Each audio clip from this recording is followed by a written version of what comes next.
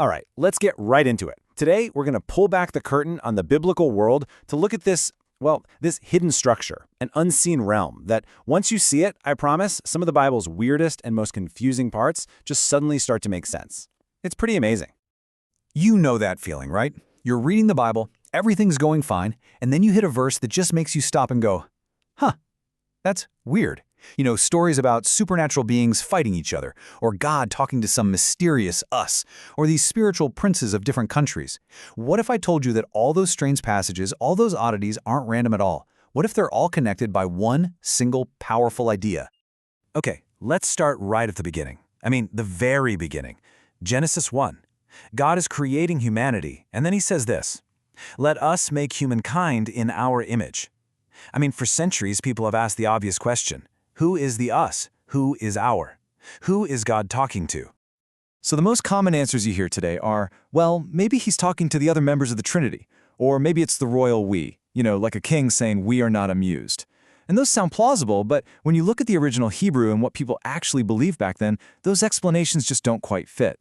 An ancient Israelite would have heard that and known exactly who God was talking to. The answer is this concept that's just woven through the entire Bible. And that concept is God's heavenly counsel. And this isn't some obscure one-off idea. No, this is a worldview. It's a framework that shapes the entire biblical story, from Genesis all the way to Revelation. So what is the divine council? Well, think of it like God's royal court or his heavenly staff meeting. It's this assembly of divine beings. The Bible calls them the sons of God or the heavenly host, and they're there to serve as his administration, to deliberate with him, and to carry out his will in the spiritual realm. And look, this idea isn't just pulled from one or two strange verses. These beings show up all over the place under different names. You'll see the word Elohim, which can mean the one true God, but it can also mean gods or divine beings in general. You see sons of God, that's a super common one, or holy ones. Even stars was often used as a symbol for these angelic beings. It's all just different labels for the same reality, God's heavenly family, his court. All right, so now that we have this key, the divine counsel, let's use it to unlock one of the most pivotal and, frankly, most overlooked events in the entire Bible. This right here is a game changer. It's from Deuteronomy 32, verse 8. And in the oldest manuscripts we have, like the Dead Sea Scrolls, it says something incredible. It says that after the whole Tower of Babel rebellion, God divided up all the nations of the world, and he assigned them to members of his divine council, to the sons of God. This was a total cosmic reorganization of the planet. So let's walk through what happened here. 1. Humanity rebels at Babel. 2. God basically says, fine, and disinherits them. He steps back from direct management, you could say. 3. He assigns these new nations to be governed by these lesser divine beings, these sons of God. And then, and this is the most important part, 4. He chooses one nation, just one, to be his own personal inheritance. And that, of course, is Israel, starting with Abraham. You can almost think of it as a kind of cosmic divorce. God lets the nations go their own way, placing them under the authority of these other beings, and he keeps Israel for himself. This single act sets up the entire central conflict of the Old Testament. It's now Yahweh's turf versus the turf of these other divine beings, who, as we'll see, go rogue and become corrupt, rebellious gods. And we're not just talking about some abstract theological idea here. No, this is a real spiritual war. And if you want to see the curtain pulled back on this war, there's no better place to look than the book of Daniel. So check this out. In Daniel chapter 10, the prophet Daniel is praying. The Bible is super clear. His prayer is heard in heaven on day 1. An answer is dispatched immediately. So you think he'd get that answer right away, right? Nope. The messenger doesn't show up for 3 full weeks. So what's the deal? Why the holdup?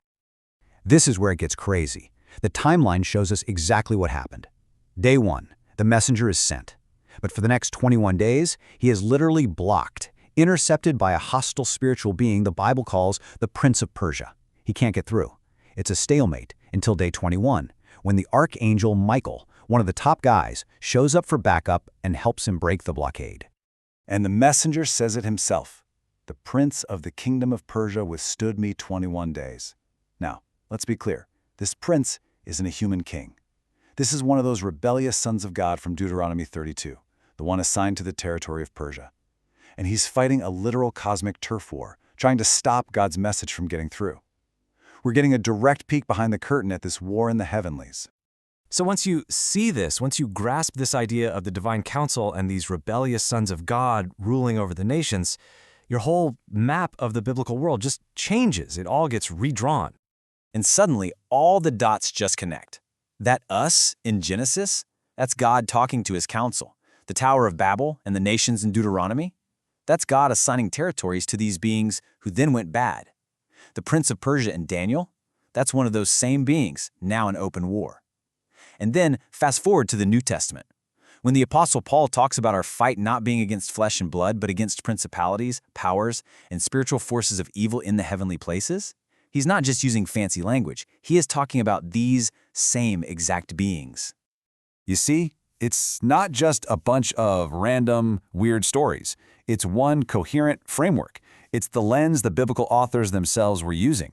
And it takes all these passages that seem strange or disconnected and weaves them together into a single epic story. So I want to leave you with this question. This isn't just about solving some old Bible riddles.